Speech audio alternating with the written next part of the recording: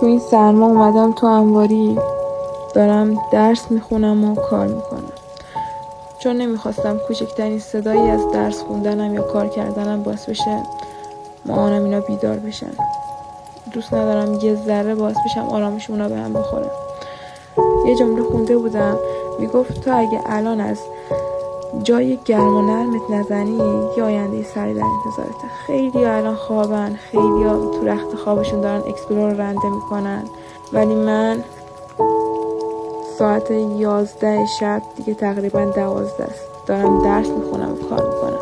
برام مهم نیست، درد جزئی از مسیره. من باید این مسیر رو طی کنم، من باید این سختی ها رو تحمل کنم. میگذره، میدونم میگذره، ولی باید سربلند بیرون بیام.